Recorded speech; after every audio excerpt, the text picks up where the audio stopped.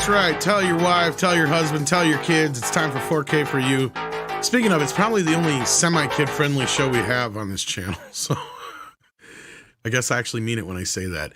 Welcome, everybody, again to the show. I know it's been a week or so since we've seen you last, but hey, we're back, or 2 weeks closer to it. Isn't that right, Valiant? How you doing, my friend? Doing good. Good to be back live at 5 on a Wednesday, and good to see everybody out there. And we'll try to make this as least kid friendly as possible. So, oh yeah, we can try. I'm just gonna start swearing. Yeah. Considering today's topic, you might hear a lot of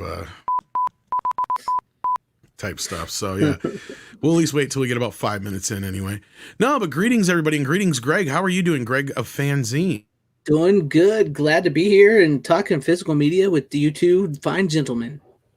Yeah, so we have some interesting developments, some news, some rumors, and a topic. Yes, this is a bit different. We don't always have a topic, but today we do.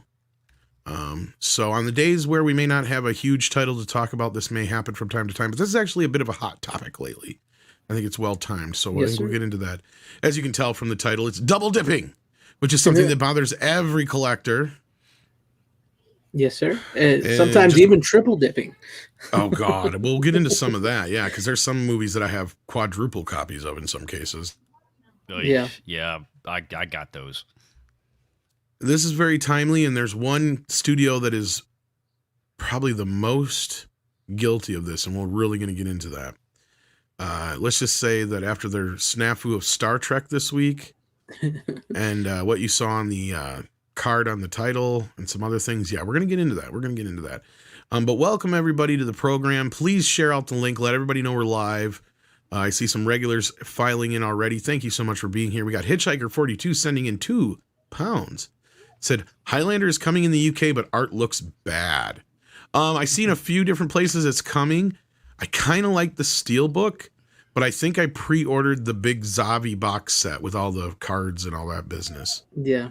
But I might, if we get, because I think, I don't know what's going on. What is that box set about, or the Steelbook about, Greg? Is that one US one, or is that going to be? Yeah, there's two of them. There's the that's Zavi a Best Buy Steelbook one, right? Yeah, there's the Lionsgate slipcover Steelbook Best Buy thing that they've been coming, the American Psycho, Warrior, all those.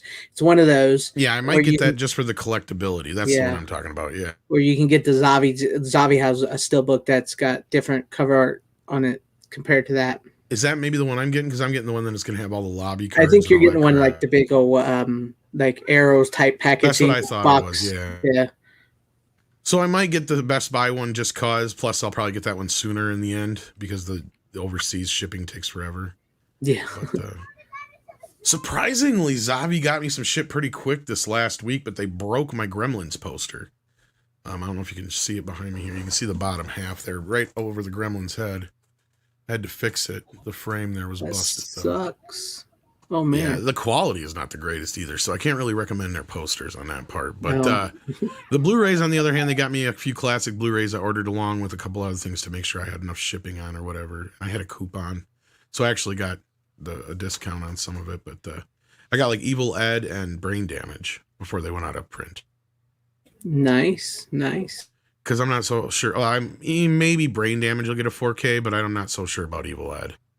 I think I heard somewhere that Brain Damage might. I was gonna say I think be down the lane. Yeah, but I can't remember if it was Arrow or not. So I'm like, I better grab the Arrow one just in case for the special features. But Yeah, we'll have to see how Highlander pans out in the next few months here. But I'm just glad we're finally getting the son of a Yeah, bitch. me too. Oh, yeah. I'm hoping it's a good transfer, but I would assume it's probably just the Studio Canal UK version and not the original theatrical version. That's pretty much been the version that's been available on disc since DVD's inception. True. That's like the main transfer that's floating around. So, Yeah, we've never had another version since then. yep. Actually, the only other time I think the theatrical cut showed up on disc was the Anchor Bay release, if I'm not mistaken. Maybe. And that actually, no, that might just be the director's cut there too. Yeah, I think so. I have that DVD. Which is I funny because think. that's actually the theatrical cut in the UK. It's just the director's cut here. Yeah. That's pretty interesting. It's a though. lot like Conan, because they had kind of a similar thing where our US version was a cut down version in other territories. But yeah. Yeah. Anyhow, now we have what's called the director's cut here, and it's the same difference. And this was another question from Duck Nation that I don't know if you guys have seen this video, but I think Films at Home did a video on it. But looks like they're bringing out a 1 terabyte disc.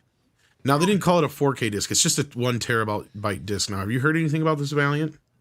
No, I haven't. But I'm sitting there doing the math in my head. It's got it would have to be a whole new format.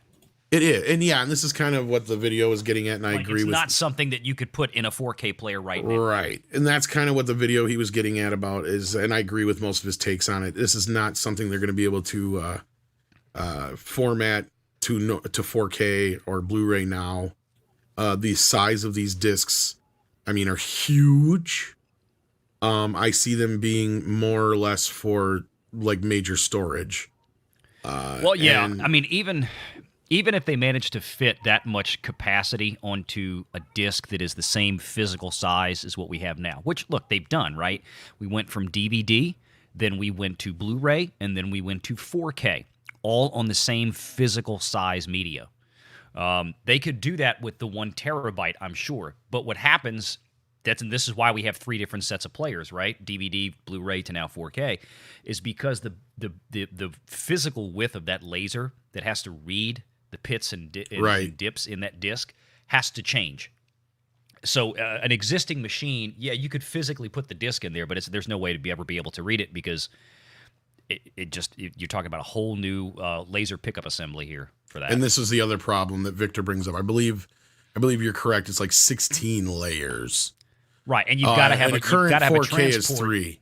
Yeah. Yeah. That's crazy. You got to have a transport mechanism that can read through 16 layers. You have to design it specifically to do that, which none of them right now would. So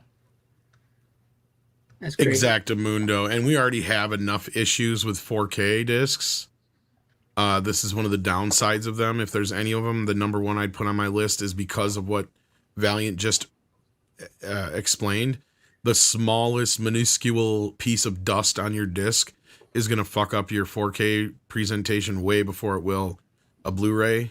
Now, luckily, you can just wipe it off usually, but that also means if you happen to get a deep enough scratch on a disc, if you actually manage to pull that off, you're going to damage a hell of a lot more of a movie than you would on a DVD or Blu-ray. That's true. I just don't know what the commercial viability. I mean, certainly not That's for just movies. No, it's just not there. It's like you said, big ass data storage. That's it. Yeah, like for big corporations and stuff where they need to do big data dumps. The only other way I could see this being used in media is maybe, just maybe, in the field. Like somebody for you, Valiant, this might come in handy, but they'd have to make completely new camera systems for them. Well, it wouldn't be something that you'd use in the camera because there's no way you could write fast enough. True, to it. that's just it. Well, yeah, you could use it as a storage space. Yeah. Yeah, instead of using like taking up an entire solid state hard drive with raw footage that they archive at places like Warner Brothers and Sony after they finish shooting a film, they could dump a whole terabytes worth of raw footage onto one of these discs. Yeah, and it would reduce their storage, their physical storage size. Plus, you can back it up a lot cheaper, drastically. Yeah, and because this is supposed to be like $5 a terabyte or something like that. So basically, $5 a disc. Yeah. This is what they're boasting. Now, this is actually just in the proposal stage still. They haven't gotten anywhere. Here's the other thing about this. You guys got to realize we're probably looking at like 10 years out probably still till they actually have this on the marketable. in a marketable way. And I see people bringing up 8K. It's even overkill for 8K. Right, you guys got to understand, a standard 4K disc now handles between 50 and 100 gigabytes. Yeah. So 8K, this is, you need 200 to 400 gigabytes. and even 1 still, that's terabyte is a terabyte is overkill for that. Even now, what this could be is in the future you could shove entire television series or film series on these discs. And I know Films at Home brought up, being handy for somebody who has like a Plex server to where, it's cheaper than buying a bunch of external hard drives, and like you can back it up a lot. You can have a lot more backup copies cheaper. Mm-hmm. But again, the practicality of it is going more to what you're saying, Valiant, and that is it would only lend itself in a situation where you're somebody who is using a ton of storage. And even then, like the average consumer, I don't see it being marketable for the consumer for years. Their proposal of $5 is way off because, like you said, they're going to have to come up with an entirely new laser drive for these, guaranteed. There's no way that the modern systems are going to be able to handle 16 layers when they can barely handle 3 now.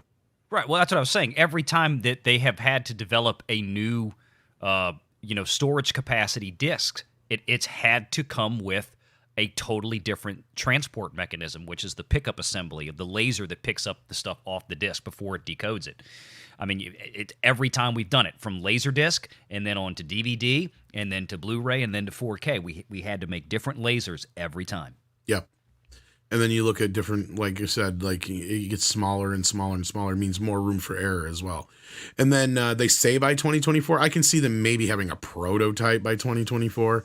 But again, that still puts us out quite a few years from it being on the market. Yeah. I mean, even in a situation where, like, I feel like the 4K is kind of the end of the line, really. Mm-hmm. The only way I could see this being used in any practical way for video is like we just talked about with Valiant, where you're actually doing a bunch of video dumps to it. Or I could see it plausibly being a way they could transport, extremely high resolution versions of films to theaters. But then again, you're going back to a mailing system then, and it opens it up all kinds of problems. Because even then you're still looking at it as a transport. They just rather do it digitally over the line. So in this case, I just don't see it becoming a practical thing. It'll become practical for like offices, banks, corporations, hospitals. What this does do is open up a huge capability for you to have your entire medical history on a disc somewhere, maybe, which they already can fit on a 4K disc anyway. So, like, you can fit, like, I think a stranded. That was the beauty of that. Was, I think, the whole point of the size of the. I remember reading that they were trying to get the DVD to hit at least 4.5 gigabytes, is because that's how much data it needs to fit a complete DNA strand on. I believe a DNA strand. Yeah. I didn't know that. Yeah, there was something to that effect. I remember back in the day, that was their goal. Kind of like, I don't know how true that is, because that kind of goes along with that rumor that the whole reason a CD's time frame was set up to exact amount because they wanted to be able to put that one Beethoven piece on there without having to break it up into 2 discs. Huh. So that was I hadn't heard that one. Yeah, it was that 74 was their goal. minutes of music or 700 megabytes of data, I think it's more the other way around. I think it's more of an urban myth. I just think it happened to be that 700 megabytes evened out to that much. But same thing here with the 4.5 gigabytes. It's probably just an urban myth story. But it's one of those, if it's not true, it might as well be kind of stories. Definitely. Sounds good. But all right, let's grab the rest of these super chats here, and then we'll get into the news and rumors. We've got a Supastika, actually, from Canon Falderell. Falderell? Is that how you say that? Falderall is what I was thinking. Falderall? Yeah, thank you for that. He sends a thumbs up. Please hit that thumbs up if you're enjoying the program. We have 100 of you watching right now. That'd be awesome. Looks like over half of you have not hit the like button yet. We would really appreciate the help here. Jeremiah Hembry sends in $10. Thank you so much. Are all the movies in the Police Academy series going to get released in 4K? I don't have any reason to believe they would. Yeah, I haven't heard nothing. Maybe the first one, but even then, I don't know. Yeah, I would have to go with that assessment. But at this point, we haven't even got an actual release in the U.S. on Blu-ray yet. Yeah. You can import it, but my guess is their next release will be a Blu-ray box set, and that's it. Yeah, that's what I would say. As much as beloved as they are, they're not like they didn't age as well as some other franchises, let's say. And they Or we might would be have gotten- problematic. Well, there's that too, but or Yeah. we would have. My point was, we would have gotten 2 or 3 box sets by now if they were that popular. And that kind of goes into our topic today, doesn't it? Yes, it does. And now for the segue. Well, actually, we got some news first, but yes, as far as that was my point. Though, is if they were that popular, we would have gotten at least 2 or 3 Blu-ray sets by now of them, or at least one extra by now. We've not gotten anything but the DVD set from 20 years ago. True. The sad part is most people on the special features are dead now. That sucks. I hate when it happens. It's a little scary. Sad. Like Gutenberg is like the only one left. I remember when they were all alive. That's crazy. And he'd probably be the only one who'd be interested in coming back if they did do any more. Yeah, what about the guy that does isn't he still alive? That does the voices? Yeah, he's still alive. So you'd have those two. There ain't no way Bobcat would come back. Yeah, no, couldn't see that. No. He might if they let him direct it, but then he'd be like, it has to be my movie. Like, it'll be the weirdest Police Academy movie ever. Whatever it'd be about like suicide and yeah, it'd be crazy. It wasn't like Key and Peele. Wasn't like Key and Peele supposed to be remaking that at one point in time, the original Police Academy? Yeah, and I wasn't against that because it sounded like they had the right idea, and that's what I was saying. Is you just get a bunch of comedians together and let them, work out some improv scenes. Because I mean, the first film was written, but that's kind of what they did there, right? They had pulled people from all over the place. There's a few people from SNL. There's a few people from, they got CTV in there and some other places, the Groundlings and whatnot, and they were just people who worked together. And funnily enough, you had Steve Gutenberg leading them off, and Bubba Smith was kind of just trying to get into this kind of a thing, and but as far as acting wise, but it was a perfect part for him, and so on, and it was great. It was a great, good movie. It could be one that could be done if comedy was allowed to be comedy. It could be one that could be redone today. I think, considering how afraid they are of Revenge of the Nerds, that has a very little chance of getting a huge release. I will still never understand the fear of that movie. It's about nerds standing up for themselves, man. I don't get it. That's right. Nerd rights. Nerd. Believe me, there's plenty of things worse and crazier on TV and in the movies today than anything they did in that movie. I know, man. It's really a lot more innocent than people think. I would say maybe you can't do the camera when they're watching the girls. Why not? Well, I mean, I would like to see it, but I don't know if you could probably do that today. You could. No, you could do any of that today. The question is, are you willing to actually just make the joke and not worry about whatever moron comes screaming and whining about it? If they could get somebody like Charles Band or something to get in on that, because he has no shame in doing that still. Maybe. Yeah. But all right, what do you got? They have no problem if they switched it and it was the girl's spine on the guys. That's true. Absolutely. Do that in a heartbeat. That's true. Well, the problem with Revenge of the Nerds is it just doesn't work anymore as a concept. Because back then that was the whole idea, is that nerds were nerds. Now nerds can't be treated like nerds because nerds are cool. They even addressed that in the third Nerds movie, right? Like, you kind of had a point where they had taken over the whole college. So, right. So it's kind of a reversal on the Revenge of the Nerds kind of thing. But no, I think they tried years ago at San Diego Comic-Con to do casting of real nerds, and I think then they learned that this just isn't going to work. Just can't. The nerds abandoned the idea. Yeah, it was definitely a movie that belonged in the 80s. Exactly, it's of its time, no question. Yeah. You can't recreate it. They even tried. In as much as I enjoyed the second and third one, I don't speak about the fourth one, but the sequels are way, way, way down on the pole compared to the first one. That first one is an anomaly of sorts because it's one of the most sweetest R-rated comedies you'll ever find. Right? It's a movie that, even though as raunchy as it is, you could still watch it with your grandma. Yeah, and you get a little laugh out of it. It's just something about it. It's not as raunchy. I don't know if I'd watch the Funhouse scene with my grandma. No, but I mean, at the same time, yeah, you know what? I remember watching that many a years here and there because it was always on HBO when we were kids. And it never failed during either some Thanksgiving or holiday, Christmas get-together. It was one of the movies that happened to pop up on HBO. And so we were always watching it, and it would always be one of those movies. So, and I watched it around several relatives of all ages, and nobody flinched or batted an eye. Sure. They didn't treat it like Porky's. That's the thing. On Betty. Yeah. Yeah. That's the thing. There's such a sweetness involved with that movie that it's unlike Porky's, which Porky's a little bit more tongue in cheek. Oh, with nerds, but even with the panty raid scene, it's still kind of innocent in its own weird way. Yeah, even with like the jokes and stuff like, Ward, you were a little hard on the beaver last night. Yeah. The dirtiest words ever said on TV. Yep. Yeah, that's a movie that definitely. But I agree. I think there's some attention that needs to be given to some comedies. It was nice to see Animal House get a 4K, but where's Caddyshack? Yes, I would love Caddyshack. There's some other ones that deserve a little attention. So, but on that note, what do you got for us for news and rumors? All right, I got a couple Vestron video series rumors. Now, I would say take these with a little bit of a grain of salt because.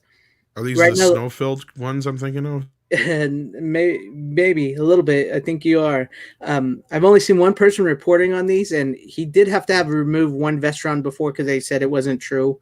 So you could be getting, for the first time ever, Silent Night 3, 4, and 5 from Vestron. And not only that, you could be getting The Dentist and The Dentist Part 2 on Blu-ray from Vestron. And here's one right up your alley, Tom. Wait, that's Steve Martin. Different movie. Yeah. And then this is being rumored that the very first 4K of Vestron could be Ghoulies 3 in 2023. Which is weird because actually I'm curious on that because I reread that myself. And it sounds like from what I saw, Ghoulies 3 could be coming to Blu-ray. Right. But they're going to announce their first 4K title. We don't know what that's going to be yet. That's the way I took the report. Right. So take that as you will for now, because I don't see them doing Ghoulies 3 as a 4K. Neither do I. That's why I said take them with a grain of salt, because, I mean, it's hardly ever gotten a release in the U.S. Just them doing a Blu-ray is enough. Same thing with if I had to take a guess, it's going to be one of their bigger titles that's going to get a 4K. Don't they have some kind of Jean-Claude Van Damme movie or something like that, I would imagine? Probably. I'm trying to remember Vestron, one of their bigger titles would be. I'm not sure which one, but I'm sure they have one. Don't they own the Guyver? Unearthed Films is doing the Guyver. Unearth's doing that, but for 4K in the rated R cut. So okay, yeah. So there's that. So we'll have to wait and see, because I know they don't own the rights to the first 2 Ghoulies. No. But Ghoulies 3 was such a flop, and I just don't see that being a title that they would pick. Yeah, I couldn't see that being the first 4K. But let me look up Vestron here while you're busy. Okay. Doing the rest here. The movie Cooley High from 1975 by Michael Schultz looks to be getting a Criterion release sometime on Blu-ray, sometime in December. So if you're fans of Cooley High from 1975. I don't think I've quite seen that. Couple newer titles here. If you're into the movie Bodies, Bodies, Bodies that just came out, that's going to be available October 18th on Lionsgate Blu-ray. There's that one. 8 Mile. 8 Mile with starring Marshall Mathers Eminem is releasing on November 8th in a 4K steelbook. So if you went for the 20th anniversary. So if you're into 8 Mile. I've never seen that movie. I was never really a huge fan of Eminem. I know. I'm sorry. I was going to say, I'm probably not missing a whole lot. Yeah.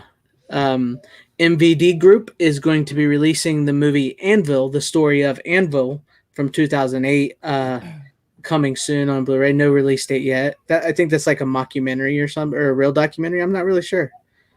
But there's that one. Let's see here.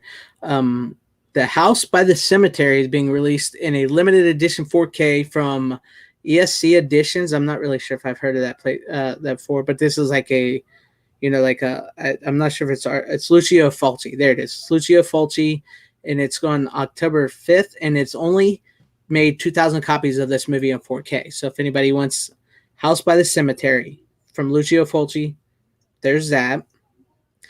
We got some Vinegar Syndrome rumors here. If you're a fan of Cynthia Rothrock, who was a big-time martial artist chick in the 80s, early 90s, straight to like VHS titles. Her movie Sworn to Justice from 1996 may be getting a Vinegar Syndrome Blu-ray release. And then on top of that, something that I'm very excited for, and I know Tom is a little bit excited for as well too, the movie Sidekicks, starring Chuck Norris and Jonathan Brandis. It's all its own original thing. Nothing like Karate Kid. There's nothing like Karate Kid. Karate Kid don't have nunchucks. No, don't. They didn't have Chuck Norris. They don't have Chuck Norris. No, I actually unapologetically love that film. Me too. I guess we heard that's also a favorite of Aaron Norris's. Yes, according to him, Aaron Norris, and it's had a 4K scan. You can actually get the 4K on Apple TV. You can get the 4K of it. Which is funny because weren't we talking about that like months ago? Yeah, we were, like right after Cobra Kai season 3 or something, maybe. We talked about it. Because we were joking about him doing a crossover. Yes. Yeah. Yes. Speaking of, don't forget Cobra Kai season 5 this Friday. Yeah, soon. This Friday. And yeah, so it's going to get a 4K from Vinegar Syndrome Sidekicks, which is a really great 90s movie. I actually really do love that movie. I've been waiting for a Blu-ray forever for that. So it's pretty nice that it's possibly 4K. This is the movie with where the thumbs up comes from. No, that's from Dodgeball. Oh, is it Dodgeball? Yeah. Oh, okay, yeah. Yeah. I thought that was because he was one of the judges in the contest. Well, yeah, in Dodgeball he does a thumbs up. Did he do one in Sidekicks too? Maybe he did. I don't remember. I don't know. We'll find out in a few months. I thought that was a reference in Dodgeball to a movie that he had done before. So it could be a reference to Sidekicks. Thought it might have been, but I haven't watched that in ages. But yeah, that was back when, Jonathan Brandis was a hot ticket in Hollywood, and Chuck Norris. That was right after... Oh God! Didn't he do Neverending Story Part 2? And Brandy's, yeah, Jonathan Brandis, and he was in a couple of. This was at the height of his whole. Yeah, that was at the height of his fame. Yeah. What was that TV show he was in with Roy Schneider? Was it Sequest? Sequest, yep. That's coming to Blu-ray soon too. Or actually, I think it's already out. Here's some plausibilities, though, not to backtrack here, but looking through Vestron's catalog, which is owned by Lionsgate now. Mm-hmm. These are some possibilities that they may be announcing. Go ahead. They've already done Dirty Dancing, which was actually originally released by Vestron, but they released that under Lionsgate this time.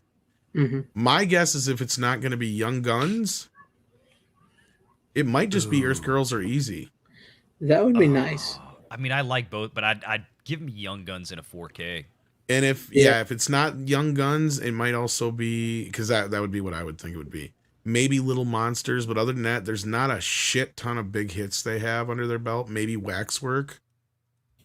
Other than that, go ahead.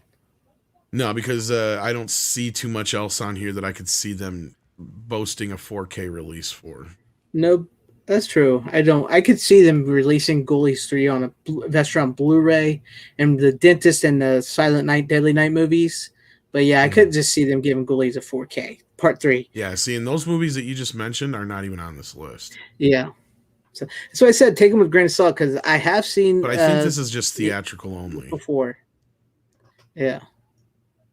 So that could very well be too. Because Ghoulies 3 did get a theatrical release outside of the U.S. Mm-hmm. But it did not in the U.S. Yeah. Oh, babe. Okay, anyway, moving on. Yeah. Here's another new title, Bullet Train. Brad Pitt's Bullet Train is coming October 18th on 4K, Blu-ray, all that. Too. So there you got that coming. Let's see. Here you guys go. I know everybody's looking forward to this one. Coming soon to Blu-ray, Star Trek: Strange New World, Season 1. Yeah, let's not say we did. Oh, where do I sign up? Listen to the enthusiastic tone of everybody. Nope. I pre-ordered Bullet Train and I left it there. I don't blame you. Also coming on October 31st of this year, Austin Powers 25th anniversary trilogy Blu-ray set.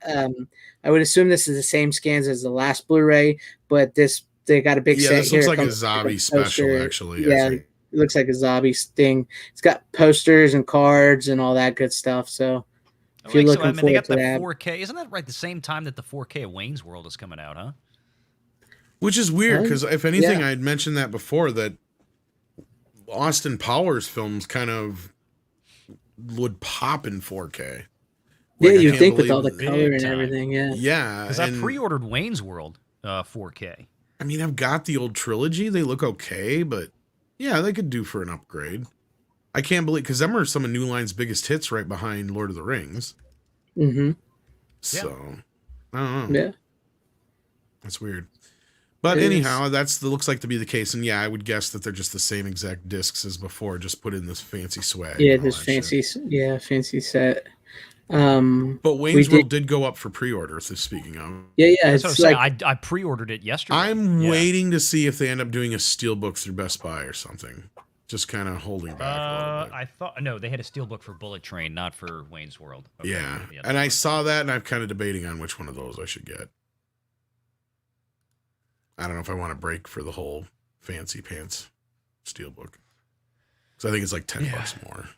Yeah, I just, like I said, the Wayne's World, I pre-order because I usually do it on Amazon because it'll drop $5 or $10 between now and when it comes out, and they give you the cheapest price as long as I Well, I've been more careful because I accidentally ordered 2 copies of Blowout this week, so it's becoming a more common thing, and it's like, no wonder I'm fucking broke. I don't need 2 copies of Blowout. Send them back. Yeah, I'm gonna have to, but my problem is here. I live like forever away from a fucking UPS store. So I either have to pay to have them pick it up, or there's a drop-off that's a half-hour away, but I still have to print out a label. So I have to go through the trouble of getting hold of their customer service and get them to send me a label now, because otherwise it's all automated, and they want you to just take it to a UPS store and scan the UPC thing. Yeah. And then they spit the label out there. But they're like, no, I'm not driving 45 minutes to a fucking UPS store. Sorry. Yeah, right. I don't blame you there. Anyway, what else you got for news here? Sony's Picture Classics big box set. Yeah, I saw that. Yeah, November 8th. It looks like that's coming out, and that will contain SLC Punk from 1998, The Devil's Backbone from 2001, Synodoshe, New York from 2008. I don't know if I'm saying that right. I don't think I've ever heard of that one. I remember that one. Orlando from 1992, City of Lost Children from 1995, The Celluloid Closet from 1995, Run Lola Run from 1998, Crouching Tiger, Hidden Dragon from 2000, plus Atmos, it says, comes with that. Yeah, there you go, the big set. Volver 2006, Still Alice 2014, and Call Me By Your Name from 2008. So that's I believe Crouching Tiger, Hidden Dragon. Now, hasn't that been released already once before? I think so. And that's probably why it's getting the upgrade. And I think, hasn't Run Lola Run also been out before already? I think it has. Yeah, I'm not sure now, because some people were asking me about SLC Punk. Now, here's the thing that I think about this, because this is the first time SLC Punk is getting a 4K release, and that's the one that a lot of people are asking about. I believe, now don't quote me on this, but I believe that Sony will probably treat this the same way they did their Columbia Classic set. This will probably be the only way you can get it for a few months. Yep. And then after a bit, they'll release them separately, individually. Because that's the Crouching Tiger is the one I want in there. Yeah, I think that's already been released, Valiant, but I think this is why they're boasting the Dolby Vision upgrade or the Dolby Atmos and that's upgrade. it's like I'm still waiting for freaking Hero, for God's sake, in 4K. Like, it's a really beautifully remastered. The Jet Li 4K. one. The Jet Li, Hero. Yeah, oh yeah.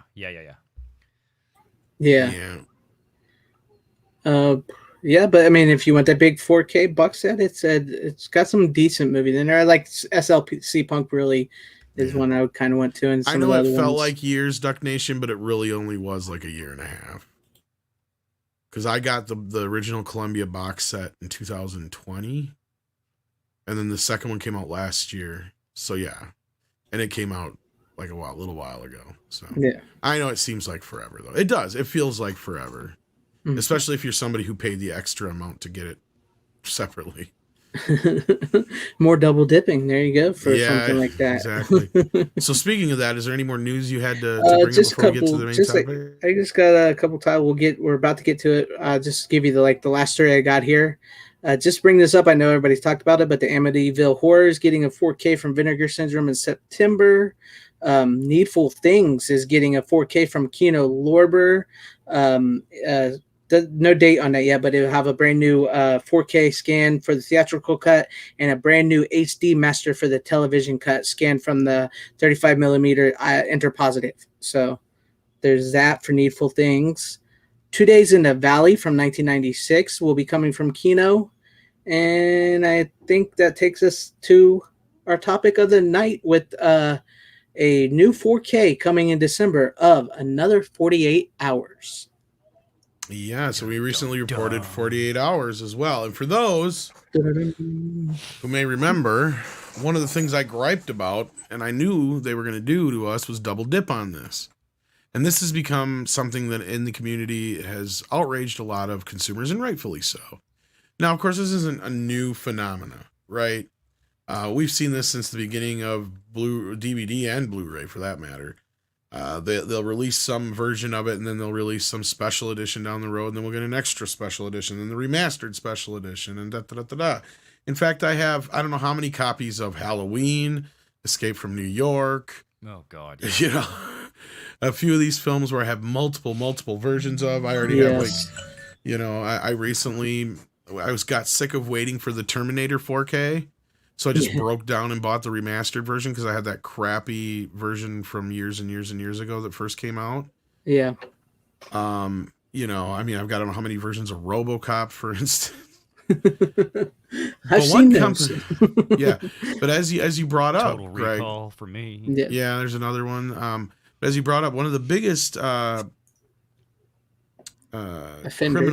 offenders in this situation is Paramount. Mm-hmm. And this week, I think, really pissed a lot of people off for the Star Trek situation. Yes. Because they neglected to release a box set that was a companion to the original set they released, forcing you to buy individual copies of the last couple films and the new special edition version of the first film, or buy a whole big box set and miss out on the bonus disc that comes in the ultra special edition, which I was hoping to have to show today, but it's not going to get here till tomorrow. Oh. So they didn't fuck up this time around as bad as they did the first time, but mine's taken forever to get here for some reason. I've heard. Was that supposed to come out this week? God, I it came out Tuesday too. Yeah, that's what I'm saying. I'm curious why, because I didn't get mine yet, but it's supposed to be here tomorrow. I know Serial at Midnight had that same problem. They had his and didn't give it to him, and then he finally got it. So I think they had a delay. Yeah, he had a delay on his too. Because people were getting their preview copies already last week or the week before. But I thought it was kind of funky, and I didn't know that he was somebody who had a similar problem. So if anybody else has had that problem, clearly Valiant hasn't gotten his yet. No, I'm just looking at it now. Ordered, not shipped yet, though. Yeah. You haven't even gotten shipped yet? No, it says now arriving September 14th for the box. Jesus Christ, man. That's a week out. Yep. I talked to Serial at Midnight, and he said they had his, and it was just sitting there, and they never delivered it to him, and he had to get on customer service to get it. So, yeah, I do believe there is a problem with some people that have pre-ordered this and they're shipping. Well, they're sold out. I'm looking at it now. Like if I go buy it again, there is nothing there. It just says see all buying options because they don't flip and exist. Yeah, Bill said flat out they are only releasing X amount of these, and once they're gone, they're gone. Yep. Yeah, and this is the 6-movie box set, just to be clear. Oh, you're talking about that one. I'm talking about the big deluxe set for the first film. Oh, gotcha. Now, the 6-movie set, I have no idea how long. They're going to probably keep those around for a while now. The one I'm talking about is the big deluxe set for part 1. I know the one you're talking about, yeah. Yeah, that has the bonus disc that is only available in that set. And that version has the TV cut on it along with the director's cut and theatrical cut. And they can take the theatrical cut and shove it up their ass because it'll be like the 15th fucking version of it I have. Which leads us right into the goddamn topic for today. Double dipping. And with, like you've said before, you just bought the Paramount Presents of 48 hours and another 48 hours. And you did have the 4K digital of them. Now you're getting both 48 hours and another 8 hours, not too long after they just released the Blu-rays on 4K. And Paramount is the biggest people that do this. And why they do, I can understand some companies would shout because we're getting certain 4Ks of certain titles they've released in the past, but that's because they sell and everything. But Paramount, I don't know why. It's like literally they'll put out the Blu-ray and then companies the 4K.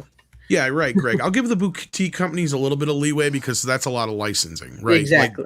Sometimes they're only able to license the 2K version, and then in trade they do a 4K scan, and then eventually they can get the license for it. Or Universal, Paramount, or one of those guys will release the 4K version down the road.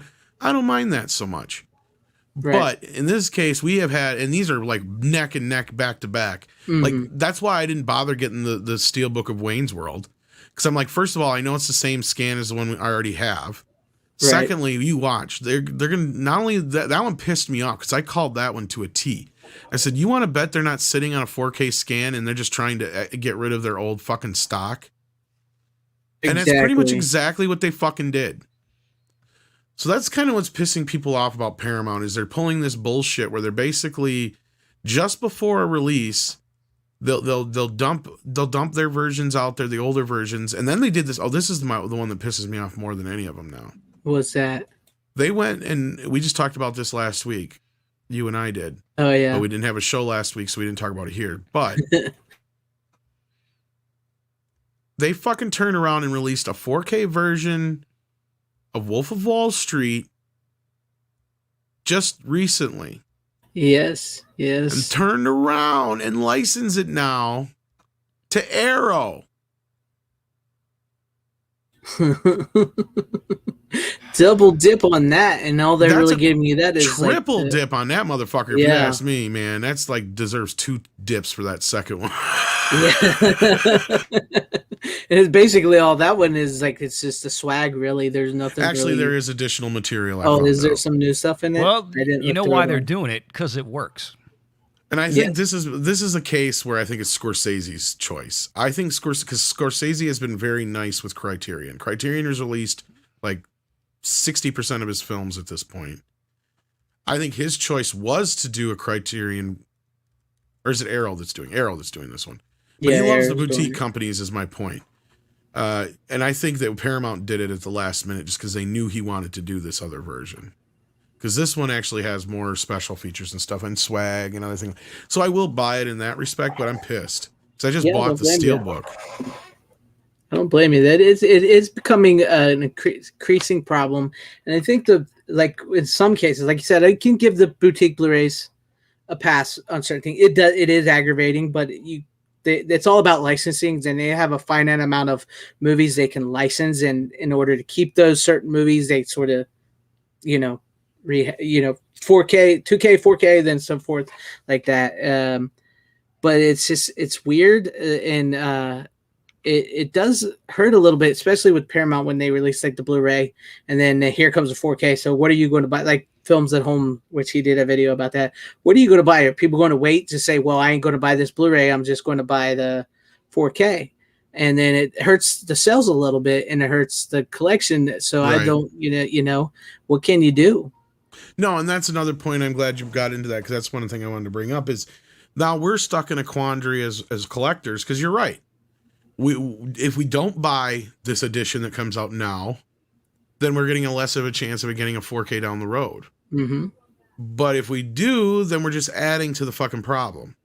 Right. and for some of us, it's understandable that you can't afford to be buying a movie 12 fucking times. Right. And the resale value on these is astronomically lower unless they're out of print for some reason.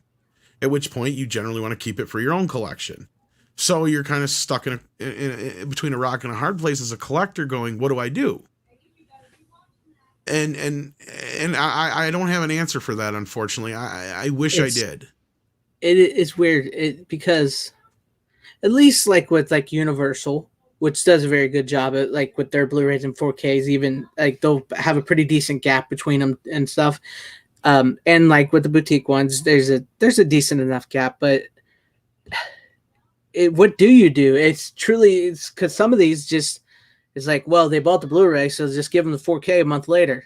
So like, it is a conundrum of collecting in the physical media. So I just don't know. Could it be because Paramount Plus like has something to do with their streaming? Maybe they're trying to do something. I would say that if they carried more 4K movies on their streaming service, but they don't.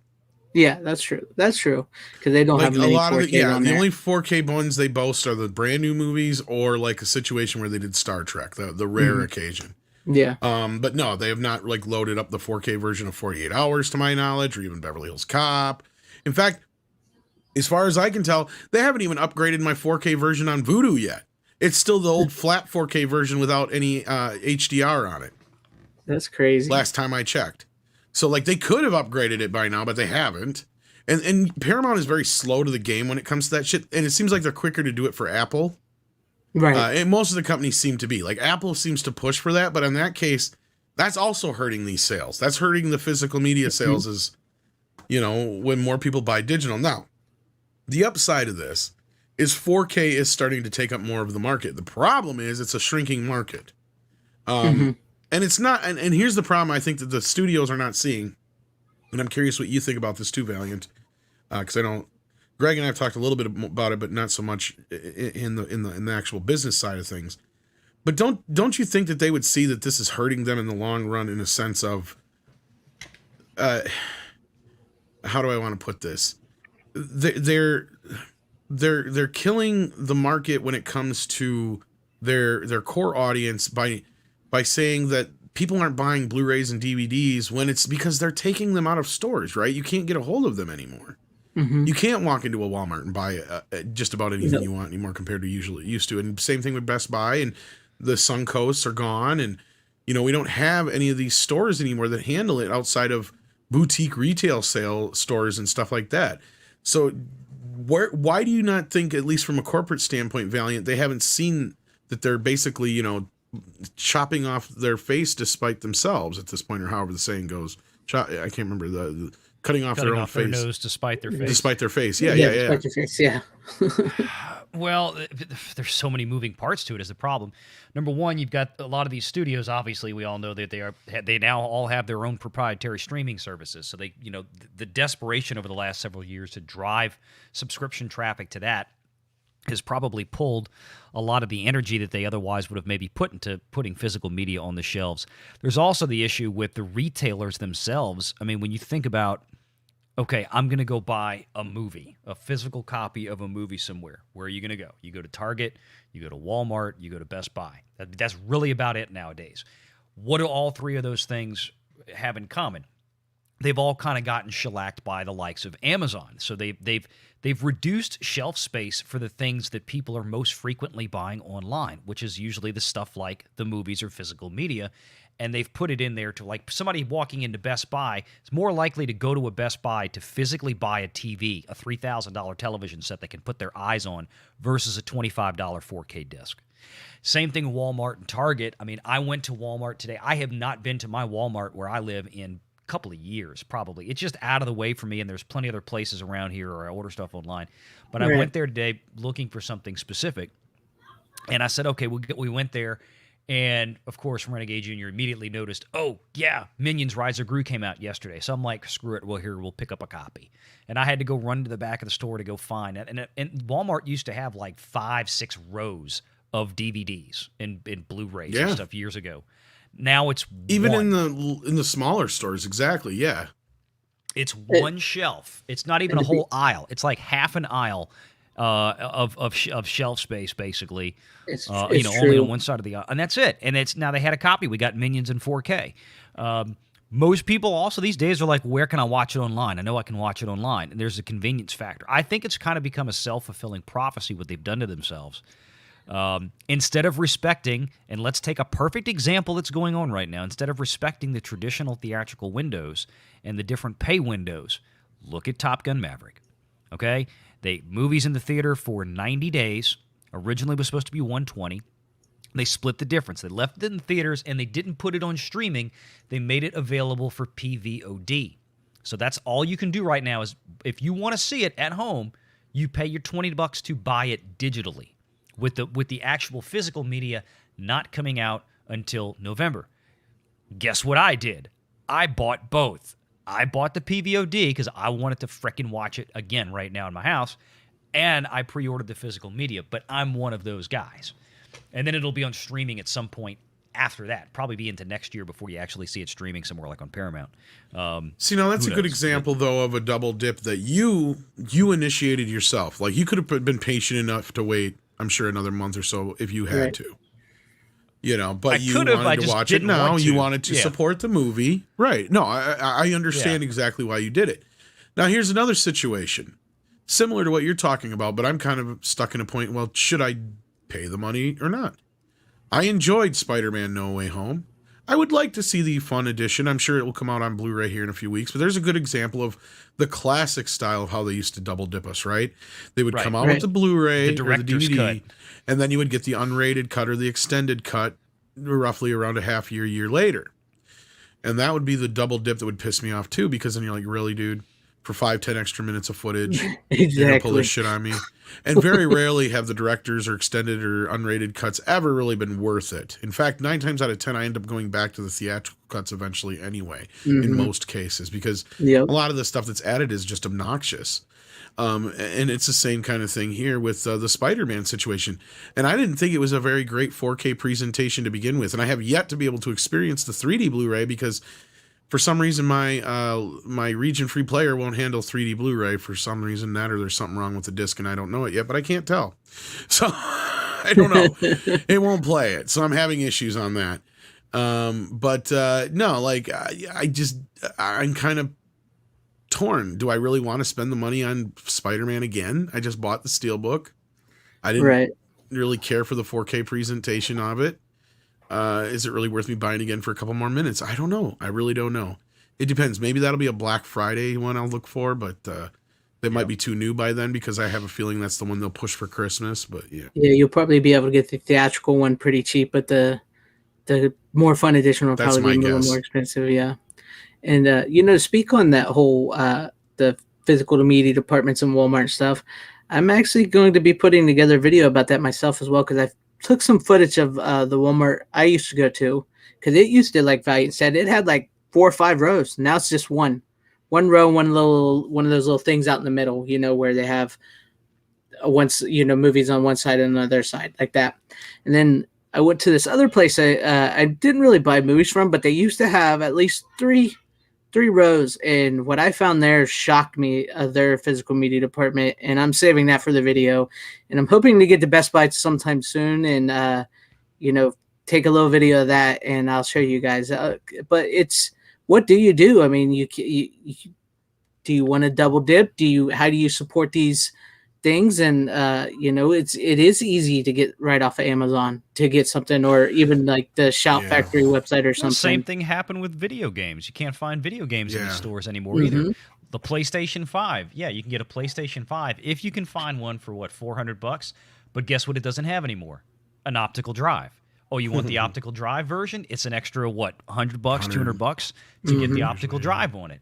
Because why? Because places like Sony, just like you've got these movie studios, hey, we can sell you PVOD directly into your living room. We'll keep a higher amount of the sale, right? They're only coughing up about 30% versus, a markdown to a Walmart or something that might be 40 or 50%.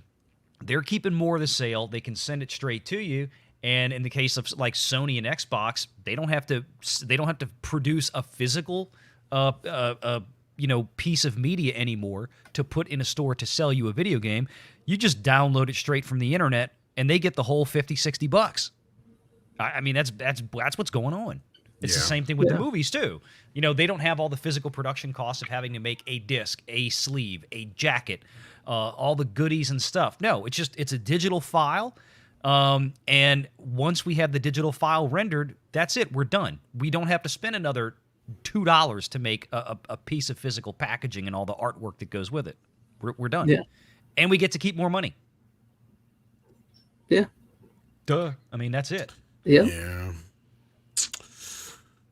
Yeah, that's the downside of this whole thing. Unfortunately, I wish I had better answers. The best answers I can give you is support the boutique companies, order through their originating websites as much as possible. On the other hand, if you want to maybe kind of send a signal to Best Buy and Walmart, maybe start buying some of your movies through there on the pre-orders. I mean, it's a little easier with Best Buy, I know, because of their steelbooks. But maybe, just maybe, if we were over there buying a steelbook and you got to add an extra few bucks to get that free shipping, maybe pre-order one of your other copies of something from there. Maybe those kind of things will start to spur them on to start putting more in the stores. But at this point, I think that this is the way things are going to be. And unfortunately, when it comes to the boutique labels, like Greg, you had watched an interview yesterday that recently was released the other day from Serial at Midnight, and one of the owners of Blue Underground was discussing the future of Blu-ray and DVD and 4K. Bill what Lustig, did he have to say? Bill Lustig, who directed Maniac Cop 1 and 2, and Uncle Sam and all that. He founded Blue Underground. He was actually, speaking of Anchor Bay, used to do all the special features for Anchor Bay. And then when they kind of started shutting down, he basically took all that and he started Blue Underground.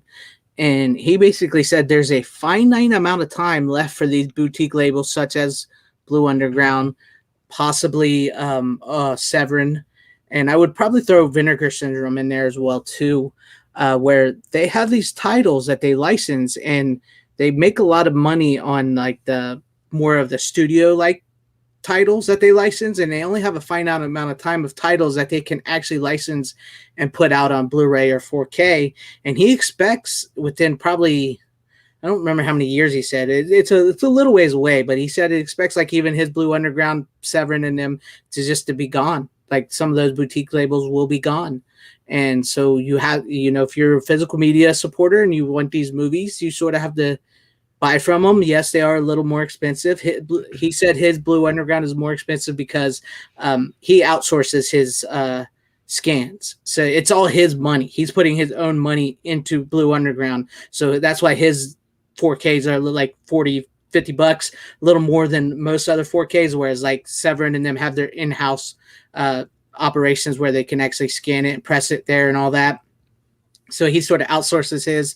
And so, they will not be around for a very long time. So we're like living in a little bit of a bubble here of physical media dominance, sort of, in certain areas where you're getting movies that you wouldn't have expected to get on a Blu-ray or 4K in genre film and stuff. So you might want to, buy what you can when you can.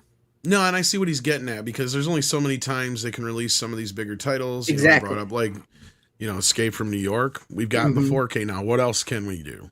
Yeah, I mean, they're not going to be able to release Escape from New York. 1 terabyte, 16K. Too much longer down the line, unless they do the 1 terabyte 8K stuff, which I don't think they will. And at this point, and that's and it's a little bit more difficult to do multiple versions of movies and all that kind of stuff. There's a lot of licensing involved, and that's the other thing too, is the pricing and doing this is the profit margin is not very huge. Right. And that's why they do such limited releases. And that actually kind of gets into one of our questions here in the background. Why is 4K so expensive? They always go up in price on eBay. Well, especially when it comes to these boutique titles, they're very limited on how many they can print. And not only just those, just the even the studio titles. One of the more recent ones we were just talking about this week with Star Trek and the deluxe box set. I believe they were only printing like 10,000 of them. And that's it. Yep. And like once they're done, they're done. We saw a similar thing with the Ghostbusters box set last year. Missed out on that because somebody spent my money. I finally, and actually on that note, I just one of my friend who actually had one of the fuck up ones, he just recently told me that he finally got him his just now discs, just recently. So that tells you how far behind they are. 2 copies of Ghostbusters 2 or whatever it was. 2 copies. I think it was 2 copies of Ghostbusters 2 or whatever. But So that's where they come back with 4K. They print especially with certain titles like Vinegar Syndrome, Blue Underground, and stuff like that. They only print a finite amount of them. So like they go up really quick, really high. Yes. And this even happens with the studios, like I was pointing out too. And yeah, with like Star Trek and stuff. Because then you also have like I just paid out the nose for Shaft in 4K because I found out it was a Blu-ray exclusive only for Best Buy in 4K. So when souls were gone, they were gone. And I hate when they do that too. You have to import it now. Yeah.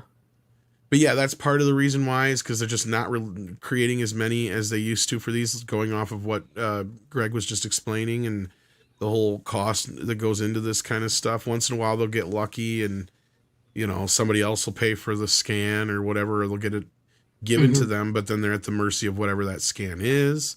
And stay tuned, guys. We've got a lot of cool stuff coming up for you. I can't really say much right now, but we're going to get into a lot of this stuff a little bit more in depth so you guys will have a little bit more of an understanding of how these work.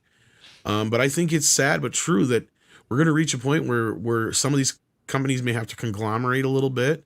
We're already seeing where like Kino is stealing a lot of the titles from Shout and Criterion. So I could almost see like us losing Shout or Blue Underground or something like that at one of these points. Maybe even Vinegar Syndrome, perhaps. Yeah, and Severin, Synapse. Yeah, one of those. Yeah.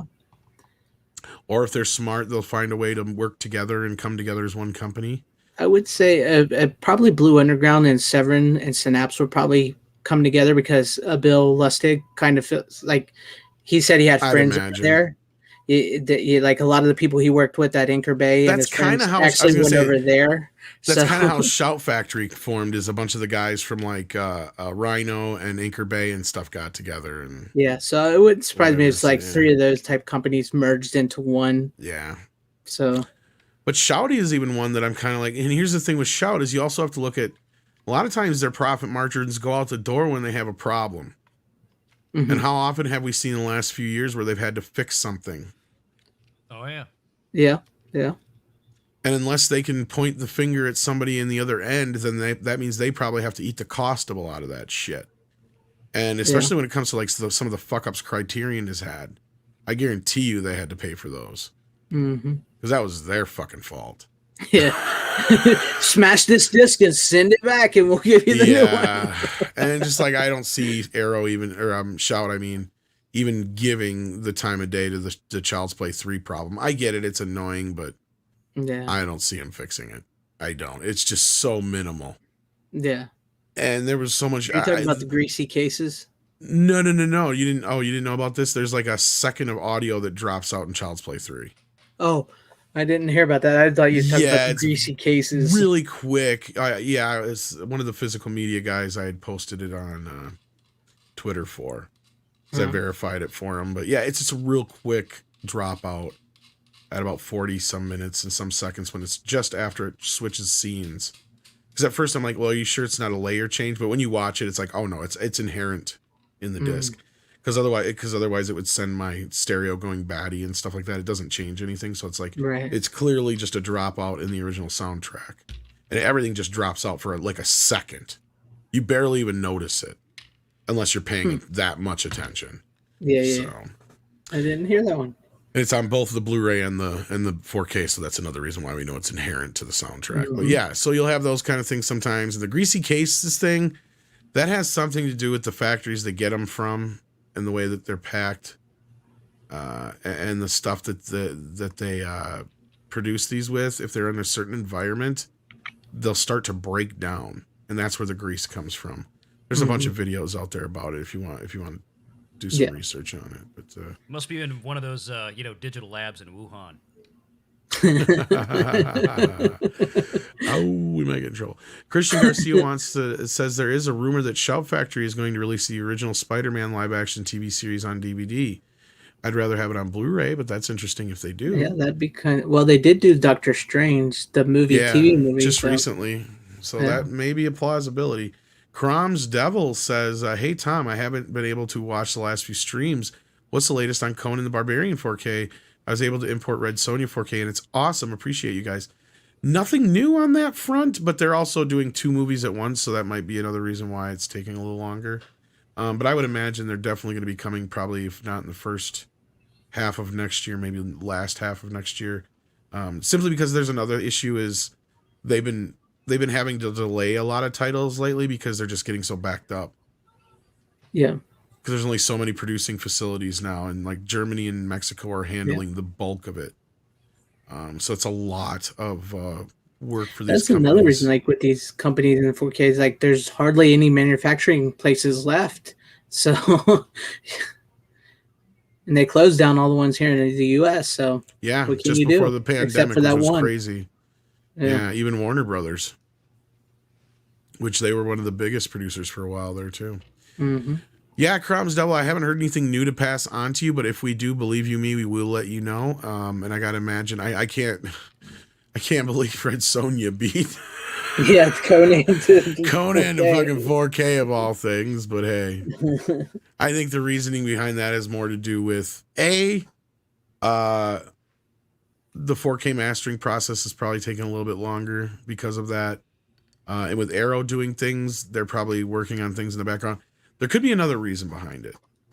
I wonder if Arrow is waiting for, because the guys who did like the He-Man, I think they did the He-Man and a couple of the other documentaries. I think the Ninja Turtle one, maybe. I can't remember for sure. I might be mixing two people up. But I think they did the He-Man documentary. They're doing a Conan one. So maybe they're waiting till that's done. Because there was one interview they had left to do, last I knew. And I'm probably not even supposed to be saying this shit. But you could probably guess who the last interview was they had to nail down. It's one of the biggest interviews on I don't recognize that accent. You don't know who it is. Trust me, it's a big secret. Oh man, yeah. I can't wait. I can't place that. I'm busy playing with my little pony and my little horse, and sooner or later I'll sit down and I'll talk about it. Yeah. They may have actually done it by now, for all I know. So I have a feeling that maybe something they're waiting for. I could be wrong. There could be no connection whatsoever, but I could see Arrow maybe going, yeah, we'd like that documentary. Because it's supposed to be one of the greatest documentaries ever made on Conan. So I can't wait. It's already been announced, so I can say that much. There's already a trailer and everything out for it. They're just waiting to finish it up. But Gonzalo Bergali gave away 5 memberships. Holy crapoli! Thank you, Gonzalo, so much for that. Looks like David Rayner, Salty Fox, Sander Hammerslag, Darkness Deluxe, Inverse Opinion all got a gifted membership from Gonzalo. Thank you so much for that. That was awesome, Gonzalo. We appreciate that, especially here at Midnight's Edge After Dark. Helps keep the lights on big time. And with that, I think we're about to wrap things up. I know it sucks. We seem to get our biggest crowd just as we're right at the end wrapping things up here. But yeah, Crom laughs at you 4K. But yeah, it's been an interesting conversation. I want to thank Valliant and Greg for coming in today. Greg, you got anything to plug besides your physical media show here in about 2 hours? No, not really. I mean, I working on some videos that I hopefully have out by the end of this week and next week, and we'll be on tonight talking the physical media show, talking more physical media, and check out anything I've released lately. It helps with the algorithm, and you guys are awesome. So thank you for being here, and I'll be there tonight. And Valliant, anything you got to plug on the way out? Nothing in particular. Did the video the other day on the numbers for Rings of Power versus House of the Dragon, and had fun with that. And apparently I don't know math or numbers, but I don't understand. I saw that. Math is racist. Don't worry about it. If anybody wants to know what that little joke's about, you can check out Twitter. It involves the quartering. So yeah, I'm not sure what's going on there. I had to laugh at that one. I mean, I wasn't picking. I was just like, I had to throw the video back at him all in good fun. But the short version is, folks, he used one of my tweets and read my tweet about the 2 ratings numbers that came straight from Amazon and HBO, and said, well, I didn't know what I was talking about. I didn't know the numbers. I didn't understand the math or numbers or something. I'm like, yeah, I think there was some confusion there in the context. But anyhow, just the same. So check out these guys' channel. I will be joining Greg later on here in a little bit. Take care of yourselves and each other. Hit the like button on the way out the door. And until next time, see ya.